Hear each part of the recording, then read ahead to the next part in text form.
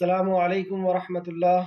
الحمد للہ ان الحمد للہ نحمده ونستعینه ونستغفره ونعوذ باللہ من شرور انفسنا ومن سیئات اعمالنا من يهده الله فلا مضل له ومن يضلل الله فلا هادي له واشهد ان لا اله الا الله واشهد ان محمدا عبده ورسوله اما بعد فان خير الحديث كتاب الله وخير الهدي هدي محمد صلى الله عليه وعلى آله وسلم وشر الأمور محدثاتها وكل محدثة بدعة وكل بدعة ضلالة وكل ضلالة في النار رب اشرح لي صدري ويسر لي أمري واحلل عقدة من لساني يفقهوا قولي رب زدني علما رب زدني علما رب زدني علما۔ ہر قسم کی تعریف اور شکر اس خالق کائنات وحدہ لا شریک کے لیے لائق اور زیبا ہے جو ساری کائنات کا ایک و تنہا خالق مالک مربی اور منتظم ہے۔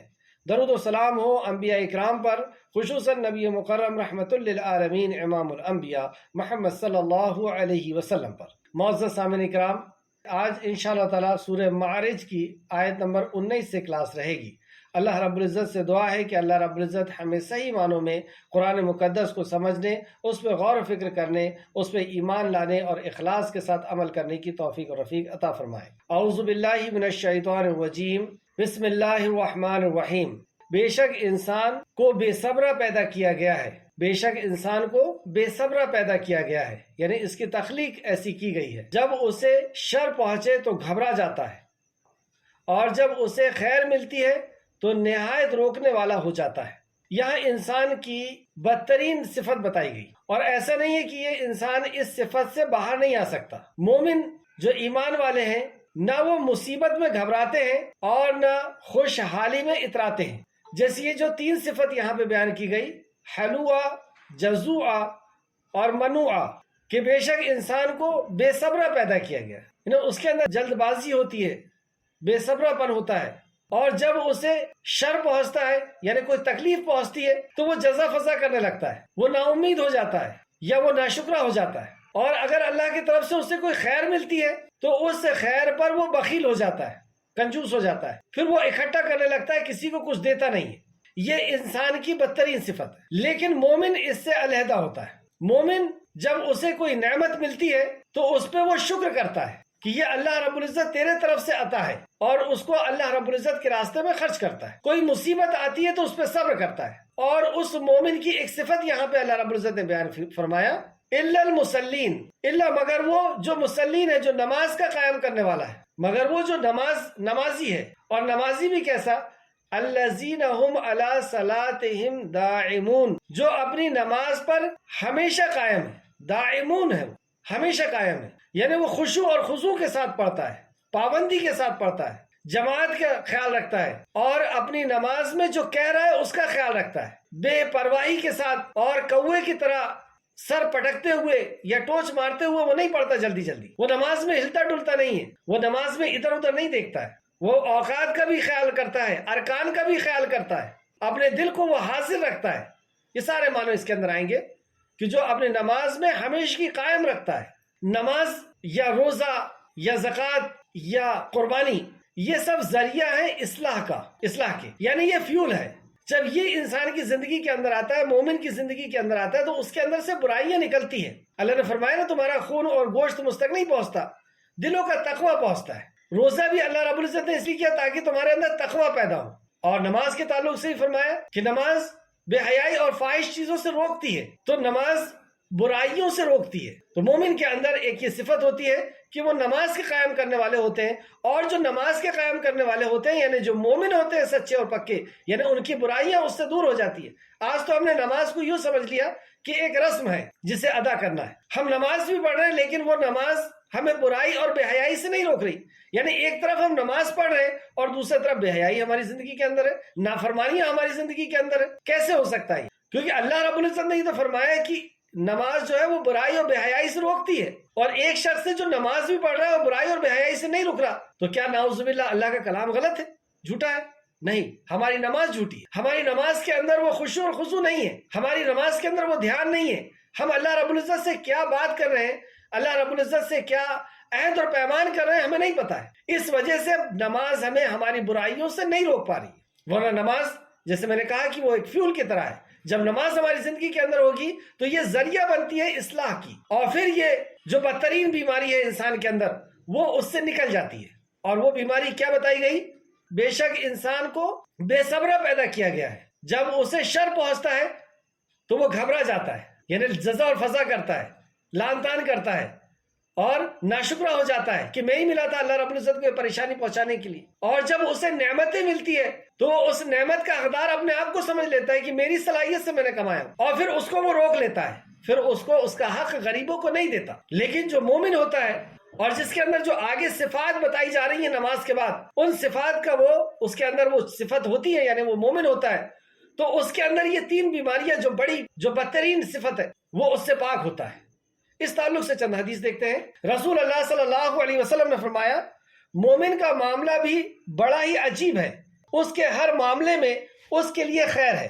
مطلب وہ کسی بھی کنڈیشن میں زندگی گزارتا ہے اس کے لیے خیر ہے, اور یہ فضیلت سوائے مومن کے اور کسی کو حاصل نہیں.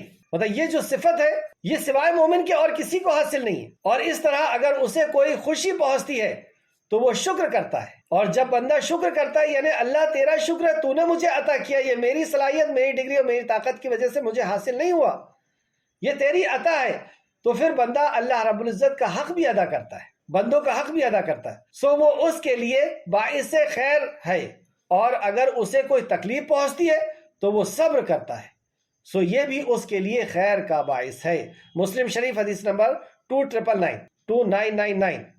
تو کیا پتہ چلا؟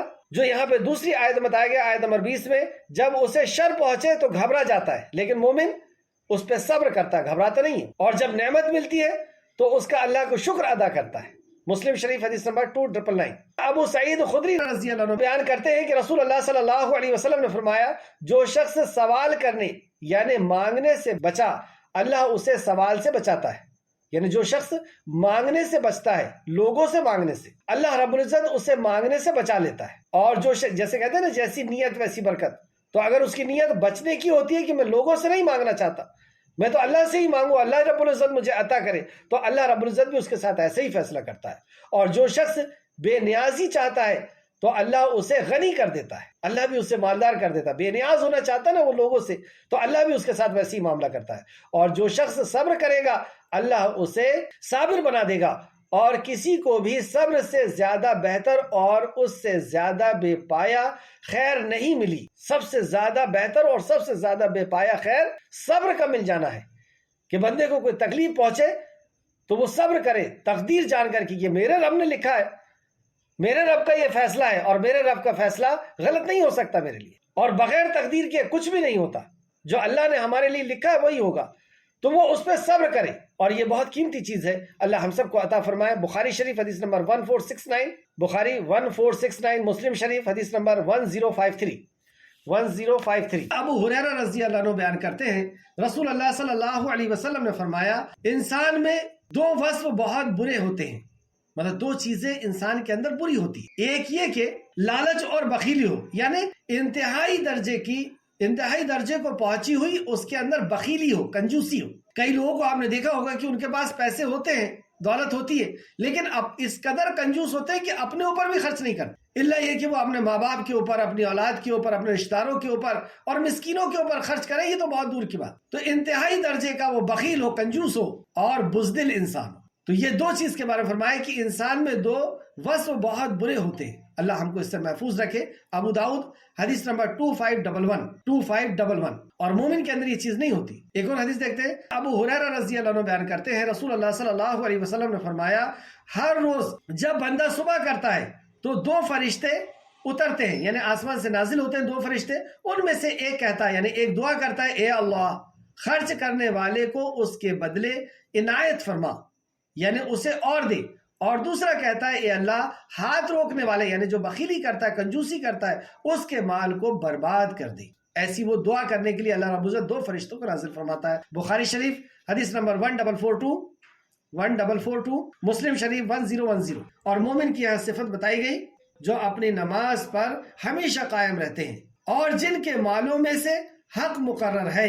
یہ مکی صورت ہے, اور اس سے یہ پتا چلا کہ مکہ میں بھی مال میں سے اللہ کے راستے میں خرچ کرنا یہ تھا. صحابہ اکرام زکوٰۃ دیا کرتے تھے، یعنی مال کو اللہ کے راستے میں خرچ کیا کرتے، لیکن کس مال پر کتنا دینا ہے یہ ترتیب مدینہ میں نازل ہوئی کہ کتنا % زکوٰۃ دی جائے گی، یا جانوروں پہ کتنی زکوٰۃ دی جائے گی، کھیتی پہ کتنی زکوٰۃ دی جائے گی، یہ طے مدینہ میں ہوا. لیکن مکہ میں ہی مال میں سے اللہ کے راستے میں خرچ کیا جاتا تھا. تو ان کی دوسری صفت، پہلی صفت عبادت کرنے والے ہوتے ہیں اللہ کی، یعنی نماز کے قائم کرنے والے ہوتے ہیں، اور دوسرا یعنی یہ اللہ کا حق ادا کرتے ہیں، اور دوسرا وہ اللہ کے بندوں کا، مسکینوں کا اور محتاجوں کا بھی وہ حق ادا کرتے ہیں جو ان میں مالوں میں سے حق مقرر ہے. سوالی اور محروم کا، تو وہ سوالی اور محروم کا حق بھی ادا کرتے ہیں. تو یہ سوال کرنے والے اور جو محروم لوگ ہیں، مسکین لوگ ہیں، ان کو خرچ ادا کرنے سے اللہ رب العزت کیسے مال کے اندر برکت عطا فرماتا ہے. مسلم شریف کی ایک حدیث ہے، امام مسلم نے اپنی صحیح میں اس کو کیا ہے. حدیث کا صرف آپ کو مفہوم بتا رہا ہوں، لفظ آگے پیچھے ہو سکتے ہیں. تو رسول اللہ صلی اللہ علیہ وسلم نے فرمایا کہ ایک شخص ایک میدان میں کھڑا ہوا تھا، وہاں سے بادل گزر رہا تھا اور بادل میں سے آواز آئی کہ اس کو فلاں شخص کے باغ پر، فلاں شخص کی کھیتی پر اس پانی کو اتارو. یہ جو شخص تھا یہ حیران ہوا کہ اس بادل میں سے یہ آواز آ رہی ہے کہ فلاں شخص، اس کا نام لیا گیا اس آدمی کا، کہ اس کے کھیت میں اس بارش کو برسانا ہے. وہ حیران ہوا اور اس بادل کے پیچھے پیچھے چلنے لگا کہ میں دیکھتا ہوں یہ کون سا خوش نصیب شخص ہے جس کے لیے کہا گیا کہ اس کے کھیت میں پانی گرایا جائے. وہ بادل کے پیچھے پیچھے جانے لگا اور بادل ایک چٹیل میدان میں، ایک پتھریلی جگہ میں برس گیا، اور برسنے کے بعد وہاں سے ایک راستہ نکلا جیسے نہر کی طرح. وہ پانی کا جو راستہ تھا وہ نہر ایک کھیت کی طرف چلی اور یہ بھی پیچھے پیچھے اس کے جانے لگا. انہوں نے دیکھا کہ ایک شخص اپنے کھیت میں پھاوڑا لیے ہوئے اور پانی کو الگ الگ ڈائریکشن میں پہنچا رہا ہے. یہ شخص اس کے پاس گیا اور کہتا ہے کہ اے اللہ کے بندے، تیرا کیا نام ہے؟ اس نے اپنا نام بتایا، اور نام بتانے کے بعد وہ شخص کہتا ہے کہ تم میرا نام کیوں پوچھتے ہو؟ اے اللہ کے بندے، تم نے میرا نام کیوں پوچھا؟ مطلب اسے بھی حیرانی ہوئی کہ یہ آتا ہے اور صرف نام پوچھتا ہے. میں نے اس لیے آپ کا نام لیا کیونکہ میں فلاں جگہ کھڑا تھا اور بادل سے مجھے آواز سنائی دی کہ بادل میں سے کوئی کسی کو کہہ رہا ہے کہ اس پانی کو فلاں جگہ لے کے جاؤ، اور یہ بادل وہاں سے کٹ کر کے تمہارے طرف آیا اور ایک میدان میں گرا اور وہاں سے پانی کا راستہ بنا اور تمہارے کھیت میں آ گیا. اے بھلے شخص، میں جاننا چاہتا ہوں کہ تمہارا وہ کون سا عمل ہے کہ جس کی وجہ سے اللہ رب العزت کی طرف سے اس بادل کو یہاں پہ پہنچایا گیا. یعنی جو بھی فرشتے نے دوسرے فرشتے کو آواز دی ہوگی کہ فلاں جگہ اس کو گرانا ہے. رسول اللہ صلی اللہ علیہ وسلم نے فرمایا، اس نے کہا جب تم نے یہ بات پوچھی ہے تو سنو، میں اس کے پیداوار کا انتظار کرتا ہوں، مطلب اس کھیتی کی پیداوار کا میں انتظار کرتا ہوں، یہاں تک کہ اس کا 1/3 صدقہ کرتا ہوں، اور 1/3 اپنے لیے اور اپنی اولاد کے لیے رکھتا ہوں، اور 1/3 اسے واپس لوٹا دیتا ہوں. یعنی اس کھیتی میں سے جو بھی پھل ہوتے ہیں، جو بھی پیداوار ہوتی ہے، اس کے 3 حصے کرتا ہوں. ایک حصہ میں اپنے لیے اور اپنی اولاد کے لیے رکھتا ہوں، اور ایک حصہ مسکین کے لیے رکھتا ہوں. سب سے پہلے تو اس نے جو لفظ استعمال کیے وہ یہی کیے کہ پہلا حصہ جو ہے وہ مسکین کے لیے ہوتا ہے، وہ ضرورت مند کے لیے ہوتا ہے، وہ مانگنے والے کے لیے ہوتا ہے، اور جو دوسرا حصہ ہے وہ میں اور میرے بچوں کے لیے ہوتا ہے، میرے اہل خانہ کے لیے ہوتا ہے، اور تیسرا حصہ میں اسی فصل میں پھر سے لگا دیتا ہوں. جیسے جو بھی چیز کی ضرورت ہوتی ہے فصل کے اندر، اس کے اندر میں لگا دیتا ہوں. مسلم شریف حدیث نمبر 2984. تو اس طرح اللہ رب العزت کے راستے میں جو خرچ کرتا ہے، اللہ رب العزت اس کو بہتر عطا فرمانے والا ہے. اور اس کے پہلے بھی ہم نے ایک مثال پڑھی کہ ایک شخص تھے، وہ اس مال میں سے خود بھی استعمال کرتے تھے اور یتیموں اور غریبوں کو بھی دیا کرتے تھے، مسکینوں کو بھی دیا کرتے تھے، لیکن ان کی اولاد نے سوچا کہ ہمارے والد تو یہ بہت احمق کام کرتے ہیں، بہت غلط کام کرتے ہیں، ہم اس کو کیوں نہ راتوں رات اس کو توڑ لے اور مسکین کو پتہ بھی نہ چلے اور انشاءاللہ بھی نہ کہا. تو اللہ رب العزت نے اس کے کھیت کو تباہ اور برباد کر دیا.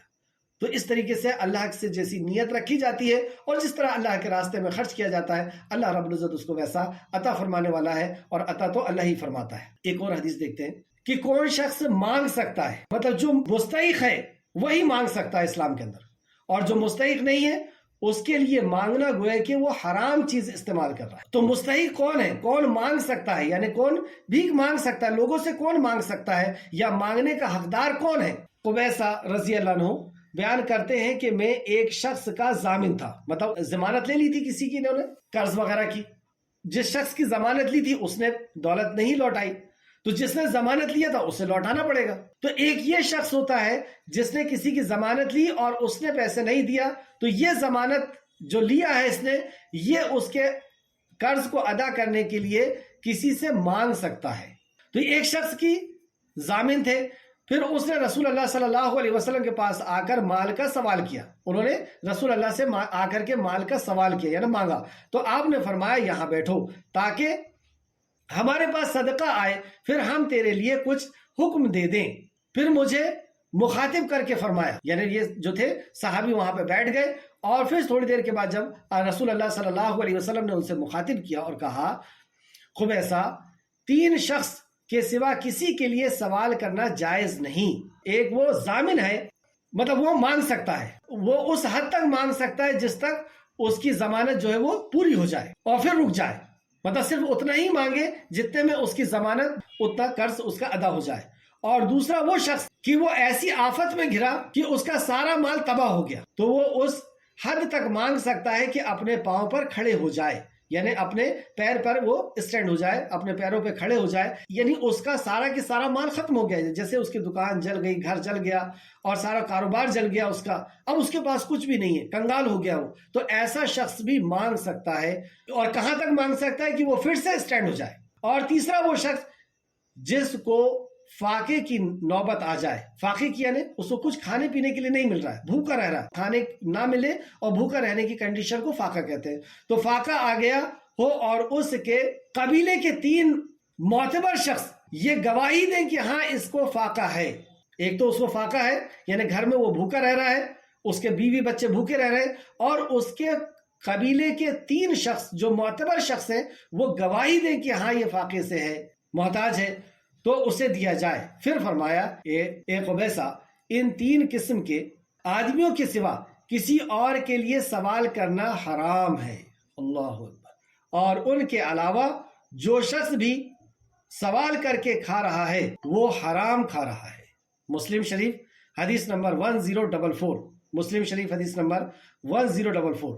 کیا پتہ چلا کہ اسلام انسان کو بے روزگار نہیں کرتا اور بھکاری نہیں بنا۔ جیسے ایک مشہور واقعہ، رسول اللہ صلی اللہ علیہ وسلم کے پاس ایک شخص آیا اور کہا میرے گھر میں کچھ نہیں ہے، کھانے پینے کے لیے کچھ بھی نہیں ہے، بچے بھی بھوکے، میں بھی بھوکا ہوں، تو مجھے بتا دیجئے کہ میں کسی کے پاس چلا جاؤں یا مجھے کچھ دے دیجئے۔ تو رسول اللہ صلی اللہ علیہ وسلم جس کو بھی اشارہ کر دیتے کہ جاؤ فلاں سے میرا نام لے کر کے مانگ لو، تو وہ تو اپنا چمڑا اتار کر کے بھی دے دیتا۔ رسول اللہ کے نام پر یا آپ کے حکم پر کون نہیں دیتا؟ لیکن رسول اللہ صلی اللہ علیہ وسلم نے اس سے کیا کہا کہ کیا تمہارے پاس کچھ بھی نہیں؟ کہا نہیں ہے، غور کرو کچھ ہو، دیکھو گھر میں کچھ ہو۔ تو ایک پیالہ تھا، انہوں نے پیالہ لا کے دیا کہ گھر میں صرف یہ ہے، تو آپ نے فرمایا کہ اسے بیچ کر کے آؤ۔ اور جب اس نے بیچ کے آئے تو کہا کہ آدھے سے گھر کے لیے کچھ کھانے کے لیے لے لو آدھے پیسے سے، اور آدھے سے کلہاڑی خریدو۔ اور آپ نے اسے جنگل کا راستہ بتایا کہ ادھر چلے جاؤ اور وہاں سے لکڑی کاٹ کر کے لاؤ اور اسے بیچو، اور انہوں نے ایسے ہی کیا۔ تو اسلام مانگنا نہیں سکھاتا ہے، ہاں جو حقدار ہے اس مانگنے کا، جیسے یہاں پہ 3 کنڈیشن بتائی گئی کہ کسی کا اگر کوئی ضامن بن گیا ہے، ذمہ داری لے لی ہے اور اس ذمہ داری کو پورا کرنا ہے، اس کے پیسے ادا کرنا ہے، یا وہ شخص جو کنگال ہو چکا ہے، یا وہ شخص جو فاقے کے اندر زندگی گزار رہا ہے، یہ مانگ سکتا ہے، اس کا حق ہے، اور یہ مانگنے والے کو ضرور دیا جائے گا۔ اور پھر بغیر مانگے جس کو دیا جاتا ہے وہ مسکین ہے، وہ مانگتا نہیں ہے، لیکن اس کی آمدنی اتنی نہیں ہے کہ وہ خرچ پورا کر سکے تو اسے دیا جاتا ہے۔ تو بہرحال یہاں پر جو بتایا گیا آیت نمبر 34 اور 35 میں دوسری صفت، پہلی صفت بتائی گئی تھی کہ وہ نماز کے پابند ہوتے ہیں، اور دوسری صفت بتائی گئی کہ وہ اپنے مال میں حق مقرر کرتے ہیں، سوال کرنے والوں کا اور محروم لوگوں کا، یعنی مسکینوں کا بھی وہ حق ادا کرتے ہیں۔ آیت نمبر 26 اور جو یوم جزا کو تصدیق کرنے والے ہیں، یعنی وہ آخرت کا یقین کرتے ہیں اور آخرت کی تصدیق کرتے ہیں، سچا مانتے ہیں، سچا کہتے ہیں، اور جو اپنے رب کے عذاب سے ڈرنے والے ہیں، بے شک ان کے رب کا عذاب بے خوف ہونے کی چیز نہیں۔ اللہ، یہ ایسے شخص ہیں جو نماز کے پابند بھی ہیں اور اپنے مال کا انہوں نے حق مقرر کر دیا ہے کہ اتنا اللہ کے راستے میں دینا ہے، اس کے بعد بھی یہ اللہ سے ڈرنے والے ہیں۔ ہمارے ساتھ تو ایسا کچھ بھی نہیں، اور اس کے بعد بھی اتنے نڈر، اور جو اپنے رب کے عذاب سے ڈرنے والے ہیں، اس کے باوجود وہ اپنے رب کے عذاب سے ڈرتے ہیں۔ اور وہ رب کا عذاب کیسا؟ بے شک ان کے رب کا عذاب بے خوف ہونے کی چیز نہیں، رب کا عذاب بے خوف ہونے کی چیز نہیں۔ اللہم احسبنی حسابا یسیرا۔ اور جو اپنے شرمگاہوں کی حفاظت کرنے والے ہیں، یعنی زنا سے، بدکاری سے بچنے والے ہیں، سوائے اپنی بیویوں یا اپنی لونڈیوں کے، پھر یقیناً ان پہ کوئی ملامت نہیں۔ پھر جو کوئی اس کے علاوہ چاہے تو وہی حد سے گزر جانے والا ہے، یعنی اپنی حاجت و ضرورت کو پورا کرنے کے لیے اپنی بیوی یا لونڈی کے علاوہ کسی اور کے پاس وہ جاتا ہے تو یہ حد سے گزر جانے والا ہے، اور جو کوئی اس کے علاوہ چاہے تو وہی حد سے گزر جانے والے ہیں۔ اور جو اپنی امانتوں اور اپنے عہد نبھانے والے ہیں۔ پھر دو صفت اور بتائی گئی، جو اپنی امانتوں کی، امانت کیا ہے؟ یہ دین بھی ہمارے پاس امانت ہے۔ رسول اللہ صلی اللہ علیہ وسلم نے حجۃ الوداع میں، آخری بدائی کے حج میں جو وصیت فرمائی اس میں سے ایک یہ بھی تھی کہ میری بات تمہارے پاس امانت ہے، اس وقت تک جب تک اسے تم لوگوں تک نہ پہنچا دو۔ تو یہ دین ہمارے پاس امانت ہے ان لوگوں تک جن تک یہ دین نہیں پہنچا ہے ان کے پہنچانے میں۔ تو یہ جو اپنی امانتوں کا، اور دوسری امانت جو ہم آپس میں ایک دوسرے سے لیتے ہیں، یا وہ امانت جو ہمارے پاس راز کے طور پہ رکھی ہوئی ہے، کسی کی بات رکھی ہوئی ہے، کسی کا راز رکھا ہوا، تو یہ بھی امانت ہے۔ اور اپنے عہد کو نبھانے والے ہیں۔ عہد، وعدہ عہد بھی ہمارا یاد رکھنا چاہیے ہم کو، کہ ہم ایک عہد اللہ رب العزت سے بھی کر کے آئے۔ اللہ نے آدم علیہ السلام کی پشت سے ہمیں نکال کر کے ہم سے عہد لیا تھا، الستو بربکم، کیا میں تمہارا رب نہیں؟ تو ہم سب روحوں نے کہا تھا قالوا بلا شہیدنا، کہ ہاں ہم اس بات کے گواہ ہیں کہ تو ہمارا رب ہے۔ تو اس عہد کو بھی ہم خیال رکھیں۔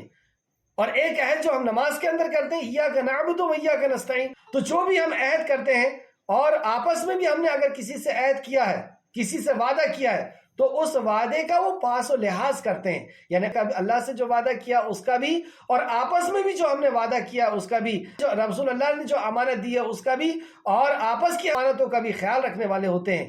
تو یہ دو صفت بتائی۔ اور آیت نمبر 32، اور جو اپنی امانتوں اور اپنے عہد نبھانے والے ہوتے ہیں، اور جو اپنی شہادتوں پر قائم ہیں، اور جو شہادت دی ہے اس نے اس پر وہ قائم ہے۔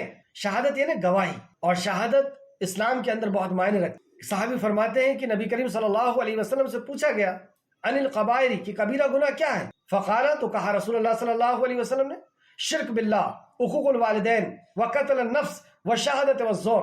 آپ نے فرمایا، فقالا رسول اللہ صلی اللہ علیہ وسلم، عن القبائر، کبیرہ گناہ یہ ہے شرک کرے، شرک باللہ، حقوق الوالدین، والدین کے حق ادا نہ کرے، وقتل النفس، اور کسی بے گناہ کو قتل کرنا، وشہادت والزور، اور جھوٹی گواہی دینا۔ تو یہ جھوٹی شہادت نہیں دیتے وہ لوگ، اور جو اپنی شہادت پر قائم رہتے ہیں۔ اب یہ ایک شہادت تو ہوتی ہے کہ ہم آپس میں ایک دوسرے کو شہادت دے دیں، گواہی دے دیں، یا گواہی کے اوپر قائم رہیں۔ ایک شہادت وہ جو ہم خالق کائنات کو دیتے، اور خالق کائنات کو وہ شہادت دینے کے بعد ہم دائرہ اسلام میں آتے ہیں، اسلام کی نعمت ہمیں ملتی ہے، اور وہ شہادت ہے کلمہ شہادت، کہ ہم گواہی دیتے ہیں کہ اللہ کے سوا کوئی عبادت کے لائق نہیں، اور محمد رسول اللہ صلی اللہ علیہ وسلم اللہ کے بندے اور اس کے رسول ہیں۔ اگزامپل کے طور پر ہم جج کو گواہی کب دیں گے؟ جب ہم نے کوئی جرم ہوتے ہوئے دیکھا ہے۔ اب اگر ہمیں جج کے سامنے لے جایا گیا اور یہ کہا گیا کہ گواہی دیجیے آپ اس مرڈر کی، اور کسی شخص نے اس مرڈر کی گواہی دی، جبکہ اس نے نہ اس کو دیکھا تھا کہ کس نے مارا، کس کو مارا، کہاں پہ مارا گیا، وہ چشمدید گواہ نہیں تھا، اس نے جھوٹی گواہی دی، تو گویا کہ اس نے جج کو جھوٹ بولا، قانون کے ساتھ مذاق کیا۔ ہم یہ جو گواہی دیتے ہیں، یعنی پتہ یہ چلا کہ گواہی بغیر علم کے نہیں دی جا سکتی، اس کو آنکھ سے بھی اس نے دیکھا ہے، کان سے بھی سنا ہے، چشمدید گواہ ہے، اس کے علم ہے اس کو۔ ہم یہ جو گواہی دیتے ہیں اشہد ان لا الہ الا اللہ واشہد ان محمد رسول اللہ، کیا ہمیں اس کا علم ہے؟ کیا اس کے تقاضے؟ کیا ہم گواہی دے رہے ہیں؟ کس کو دے رہے ہیں؟ تو ہمیں چاہیے کہ سب سے پہلے ہم اس کا علم حاصل کریں جس کی ہم گواہی دے رہے ہیں۔ اللہ نے حکم دیا ہے فَعَلَمْ أَنَّهُ لَا إِلَهَ إِلَّا اللَّهُ، بس تم علم حاصل کرو لا الہ الا اللہ، کہ اللہ کے علاوہ کوئی عبادت کے لائق نہیں، یعنی اس چیز کا ہمیں علم حاصل کرنا چاہیے، اور اس کے بعد شہادت دینی چاہیے، اور شہادت دینے کے بعد پھر اس پہ قائم رہیں، کتنی بھی مصیبت اور پریشانیاں آئیں، لیکن بندے کا سر سوائے خالق کائنات کے اور کسی کے سامنے نہ جھکے، اس کا ہاتھ کسی کے سامنے نہ اٹھے، اس کا عقیدہ کسی اور سے نہ مانگنے کا ہو، یعنی ہر حال میں وہ اللہ رب العزت سے مانگنے والا ہو، توحید والا ہو، شرک کرنے والا ہو نہ ہو۔ یہ ہے کہ وہ شہادت کی پابندی کرنے والے ہو، اللہ کی شہادت ہو یا لوگوں سے آپس میں کسی چیز کی اس نے گواہی دی ہو، اس گواہی پہ وہ قائم رہتے ہیں، جو اپنی شہادتوں پر قائم رہتے ہیں۔ یہ آیت نمبر 33 تھی۔ آیت نمبر 34، اور جو اپنی نمازوں کی حفاظت کرنے والے ہیں، نماز سے شروع کی گئی ان کی صفات، اور پھر نماز پر لایا گیا کہ وہ نمازوں کی حفاظت کرنے والے ہیں، یعنی آگے اور پیچھے نماز کا حکم اور بیچ میں بندوں کا حق بھی ادا کرتے ہیں، اللہ رب العزت سے آخرت کا یقین بھی رکھتے ہیں اور اللہ رب العزت سے ڈرتے ہیں، اور واقعی اللہ کا عذاب ڈرنے کی چیز، اور وہ امانتوں میں کا خیانت نہیں کرتے، امانت ادا کرتے ہیں اور اپنے عہد کو پورا کرتے ہیں، یعنی وعدے کی پابندی کرتے ہیں، اور جو شہادت دیتے ہیں اس پر وہ قائم رہتے ہیں، اور جو اپنی نمازوں کی حفاظت کرنے والے، وہی لوگ باغوں میں معزز ہوں گے۔ مطلب یہی لوگوں کے لیے اللہ رب العزت نے جنت کو تیار کیا۔ اللہ رب العزت یہ صفات ہم سب کے اندر داخل فرمائے۔ یہاں تک آپ نے دو چیز کو محسوس کیا ہوگا کہ اس کے اندر اثبات اور نفی دونوں تھی، مطلب وہ مومن ان کے اندر یہ برائیاں نہیں ہوتی ہیں اور یہ اچھائیاں ہوتی ہیں۔ تو نفی کس چیز کی گئی کہ وہ بے صبرے نہیں ہوتے، اور انہیں کوئی شر پہنچتا ہے تو وہ گھبراتے نہیں، اس پہ وہ صبر کرتے، وہ جزا فضا نہیں کرتے، وہ لوگوں کو بولتے نہیں پھرتے کہ ہمیں اللہ نے یہ نہیں دیا، یہ نہیں دیا، ہم اتنے پریشان ہیں اور ہم اتنے پریشان ہیں، وہ صبر کرتے۔ اور تیسرا منوع جو کہا گیا، جو اللہ رب العزت نے دیا اسے وہ روک کر کے نہیں رکھتے، یعنی وہ جو اللہ رب العزت نے انہیں نعمت دی ہے وہ اللہ رب العزت کے راستے میں خرچ کرنے والے ہوتے۔ ان برائیوں سے انہیں پاک کیا گیا، یہ نفی کی گئی کہ ان کے اندر یہ برائیاں نہیں ہوتی ہیں، اور اس بات کہ وہ نماز کے قائم ہوتے ہیں، اور یہ جو بھی صفات بتائی گئی اللہ رب العزت سے دعا ہے کہ اللہ رب العزت ان برائیوں کو ہمارے اندر سے نکال دے تو اپنے فضل و کرم سے، اور جو اچھائیاں ایک مومن کی بتائی گئی ہے کہ وہ نماز کے قائم کرنے والے ہوتے ہیں اور وہ اپنے مال میں حصہ مقرر کرتے ہیں، یتیموں کا، مسکینوں کا، محتاجوں کا، اور جو اللہ تیرے عذاب سے ڈرنے والے ہوتے ہیں، اور واقعی تیرا عذاب ڈرنے کی چیزیں، جو آخرت پر یقین رکھنے والے ہوتے ہیں، امانت میں خیانت نہیں کرتے ہیں، تیری شہادت کی پابندی کرتے ہیں، اے اللہ یہ صفت کو ہم سب کے اندر داخل فرما دے، آمین یا رب العالمین۔ آیت نمبر 36، پھر اے نبی کافروں کو کیا ہوا ہے کہ آپ کے طرف دوڑے آ رہے ہیں دائیں سے اور بائیں سے۔ یہ نقشہ کھینچا گیا مکہ کا کہ مکہ میں جب رسول کریم صلی اللہ علیہ وسلم مشرکین مکہ کو دعوت دیتے، یعنی قرآن سناتے اور اس قرآن کو سمجھاتے، یعنی حدیث بیان کرتے، تو اس قرآن و حدیث کو سن کر کے یہ مذاق اڑاتے اور کئی قسم کی چیزیں کرتے تھے۔ کبھی گندگی ڈالنے کی کوشش کرتے، کبھی پھندا لگانے کی کوشش کی گئی آپ کو، کبھی اونٹ کی اوجڑی ڈال دی گئی، کبھی آپ کو کی تکذیب کی جاتی، آپ کو جھوٹا کہا جاتا، کبھی آپ کو تانے دیے جاتے، دیوانہ مجنوں کہا جاتا، کبھی جادوگر کہا جاتا، اور کبھی کہا جاتا کہ جس عذاب سے ڈرا رہے وہ عذاب لے آؤ، اور کبھی ہڈی لے کر کے آتا مشرکین اور اس ہڈی کو باریک کرتا اور پھونکتا اس کو، اور کہتا کہ جب ہم ایسے ہو جائیں گے، یعنی ہماری ہڈیاں جب سوکھ کر کے ختم ہو جائیں گی، ریزہ ریزہ ہو جائے گی، تو کیا ہم کو پھر سے پیدا کیا جائے گا؟ تو اس طریقے کی تکذیب کرتے۔ جب رسول اللہ کوئی بات سناتے تو بازے وغیرہ بجاتے تاکہ آپ کی بات کوئی سن نہ سکے، پہلے سے لوگوں کو ڈرا دیتے کہ کوئی ان کی بات نہیں سنے گا۔ تو جو عمرہ کرنے کے لیے، حج کرنے کے لیے آتے تو رسول اللہ صلی اللہ علیہ وسلم اہل صبح ان کو سمجھانے کے لیے جاتے، دعوت و تبلیغ کے لیے جاتے، یا رات کے وقت میں جاتے تاکہ ان لوگ نہ دیکھیں اور یہ لوگ مجھے دعوت دینے سے نہ روکیں۔ اسی کا نقشہ یہاں پہ اللہ رب العزت نے کھینچا کہ اے نبی کریم صلی اللہ علیہ وسلم کافروں کو کیا ہوا ہے کہ وہ آپ کے طرف دوڑے آ رہے ہیں، مطلب جیسے آپ بیان کرنا شروع کرتے ہیں یہ دوڑ کر کے آپ کے پاس آتے ہیں، آپ کو روکنے کی کوشش کرتے ہیں، یا جو آپ سے متاثر ہوتا ہے اس کو برگلانے کی کوشش کرتے ہیں۔ یہ دائیں سے اور بائیں سے گروہ در گروہ آپ کے پاس آتے ہیں، یعنی اتنی بڑی بدتمیزی، اتنی بڑی نافرمانی کہ اللہ کے نبی کو اللہ کا پیغام پہنچانے سے روکنے کی کوشش کی جا رہی ہے، اور اس کے بعد یہ کیا امید کرتے ہیں؟ آیت نمبر 38 میں بتایا گیا کیا امید کرتے ہیں؟ کیا ان میں سے ہر شخص طمع رکھتا ہے کہ اسے نعمتوں والی جنت میں داخل کیا جائے گا؟ اس کے باوجود وہ اللہ کے کلام کو روک رہے ہیں، نبی کے فرمان کو روک رہے ہیں، اور اس کے بعد یہ امید لگاتے ہیں کہ اللہ رب العزت ان کو جنت میں داخل کرے گا۔ آج بھی یہ عمل ہم دیکھیں کہ زیادہ کون کر رہا ہے؟ مسلم کر رہے ہیں، غیر مسلم کر رہے ہیں؟ اللہ کے کلام سے روکنا، اس سے اعراض برتنا، اس علم کو حاصل کرنے سے منع کرنا، اسے تو قسم کھانے کی کتاب یا گھول کے پینا یا کہ کیا کیا چیز کی کتاب سمجھ لیے، ہم سب سمجھ رہے ہیں اس بات کو۔ تو کیا ان میں سے ہر شخص طمع رکھتا ہے کہ اسے نعمتوں والی جنت میں داخل کیا جائے گا؟ اللہ کے کلام سے اور نبی کے فرمان سے روک رہے ہیں اور اس کے بعد یہ امید رکھتے ہیں؟ ہرگز نہیں، کلا، ہرگز نہیں، ہرگز نہیں۔ بے شک ہم نے انہیں اس چیز سے تخلیق کیا جسے وہ جانتے ہیں۔ یہاں پہ انسان کی وقت اللہ رب العزت نے بنایا کہ ہم نے تم کو پیدا کس چیز سے۔ ان کی یہ بھی کہنا تھا کہ ہم مرنے کے بعد زندہ نہیں ہوں گے، جب ہماری ہڈیاں بوسیدہ ہو جائیں گی تو کون زندہ کر سکتا ہے اس کو؟ کیا تم یہ خیال کرتے ہو کہ تمہیں پیدا نہیں کیا جائے گا؟ غور کرو کہ تمہیں کس چیز سے پیدا کیا گیا ہے، یعنی اس کی اصل بتائی جا رہی ہے۔ پھر سے دیکھیں، اور ہرگز نہیں، بے شک ہم نے انہیں اس چیز سے تخلیق کیا ہے جسے وہ جانتے ہیں۔ وہ جانتے ہیں کہ انہیں کس چیز سے پیدا کیا گیا، کیسی حقیر چیز سے پیدا کیا گیا۔ جیسے سورہ مرسلات آیت نمبر 20، کیا ہم نے تمہیں حقیر پانی سے نہیں پیدا کیا؟ یہ ہماری وقت اللہ رب العزت بتا رہا ہے۔ دوسری جگہ سورہ طارق آیت نمبر 5 سے 10، چنانچہ انسان کو دیکھنا چاہیے کہ وہ کس چیز سے پیدا کیا گیا ہے۔ جیسے وہ جو جھگڑ رہا ہے کہ مجھے مرنے کے بعد کوئی نہیں پیدا کر سکتا یا میں کیسے پیدا کیا جاؤں گا، تو انسان کو اللہ جب جواب دے رہا ہے کہ تجھے چاہیے کہ تو غور کرے کہ تو کس چیز سے پیدا کیا گیا ہے۔ وہ جھلکتے ہوئے پانی سے پیدا کیا گیا ہے جو پیٹھ اور سینے کے بیچ میں سے نکلتا ہے۔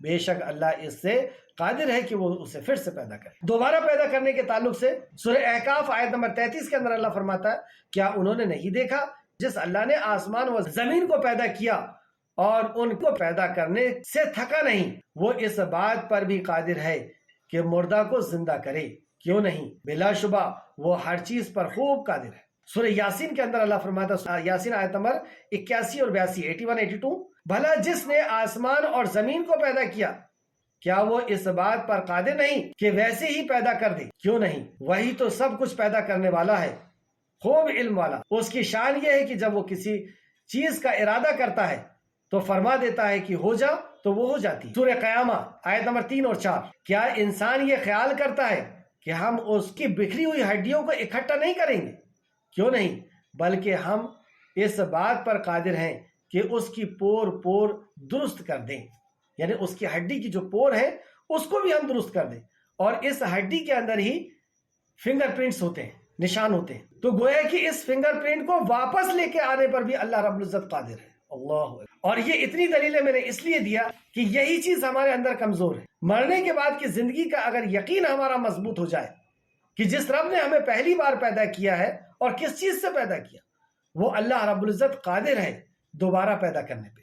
ہم کوئی چیز نہ تھے، کوئی ہمارا وجود نہ تھا، کوئی نام و نشان نہ تھا، اور اللہ رب العزت نے بغیر کسی چیز کے ہمیں پیدا کیا۔ تو وہ رب جس نے ہمیں پہلی بار پیدا کر کے دکھا دیا اور ہماری ضرورتوں کو پورا کر کے دکھا دیا، وہ اللہ دوبارہ پیدا کرنے پر قادر ہے، اور وہ ہمیں ضرور پیدا کرے گا اور ہم سے حساب لے گا، ہم سے ذرہ ذرہ کا وہ حساب لے گا کہ ہم نے اس کا حق، اس کی مخلوق کا حق ادا کیا ہے نہیں۔ تو اللہ رب العزت نے یہاں پہ فرمایا ان کے جواب میں کہ اللہ رب العزت بے شک ہم نے انہیں اس چیز سے تخلیق کیا ہے جسے وہ جانتے ہیں، پس میں مشرق اور مغرب کے رب کی قسم کھاتا ہوں، یقیناً ہم قادر ہیں، یعنی اللہ رب العزت نے اپنی ذات کی قسم کھائی ہمیں یقین دلانے کے لیے کہ میں مغربوں اور مشرقوں کے رب کی قسم کھاتا ہوں۔ مغربوں اور مشرقوں، کیا بہت سی مغربیں اور بہت سی مشرقیں ہیں؟ ہاں، کیونکہ ہر دن سورج جو ہے وہ الگ زاویے سے نکلتا ہے، الگ اینگل سے نکلتا ہے، تو اس حساب سے اس کا مغرب اور اس کا مشرق الگ الگ ہوا۔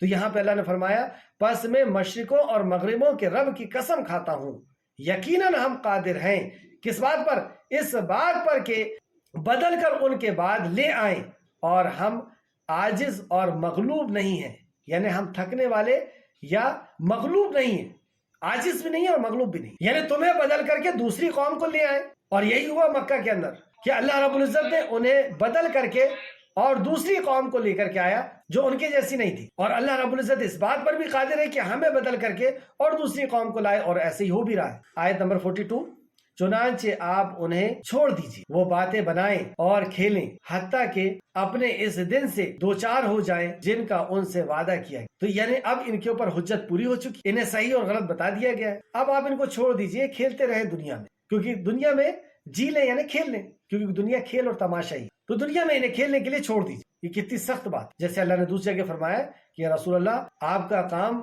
پیغام پہنچا دینا، حساب ہم لیں گے، یعنی آپ نے پیغام پہنچا دیا، اب آپ ان کو چھوڑ دیجیے۔ سورہ اور بھی دوسری جگہ اس قسم کی آپ کو آیتیں ملیں گی۔ تو چنانچہ آپ انہیں چھوڑ دیجیے، وہ باتیں بنائیں اور کھیلیں، مطلب باتیں بنائیں دین کے اوپر، یہ خوب باتیں بناتے رہیں کہ آپ کے ساتھ فرشتہ کیوں نہیں آیا، یا آپ کے پاس باغ کیوں نہیں ہے، یا کسی فرشتے کو ہی اللہ رب العزت نے کیوں نہیں بھیج دیا کہ ہم نہیں مان رہے تو ہمارے اوپر عذاب لے آئے، یا ہمارے اوپر عذاب کیوں نہیں آتا اور ہم ہڈی ہو جائیں گے تو پھر کیسے بنایا جائے گا، اور کسی قسم کی جو باتیں کر رہے ہیں ان کو بنانے دیجیے اور انہیں کھیل تماشے میں لگے رہنے دیجیے دنیا کے، حتیٰ کہ اپنے اس دن سے دوچار ہو جائیں جن کا ان سے وعدہ کیا گیا تھا، یعنی جس موت کا ان سے وعدہ کیا گیا تھا، یا عذاب کا جو وعدہ کیا گیا ہے، یا حشر میں پھر سے اٹھائے جانے کا جو ان سے وعدہ کیا گیا ہے، اس دن کے آ جانے تک ان کو چھوڑ دی، جس دن وہ قبروں سے دوڑتے ہوئے نکلیں گے، جیسے وہ آستانوں کے طرف دوڑ رہے ہیں۔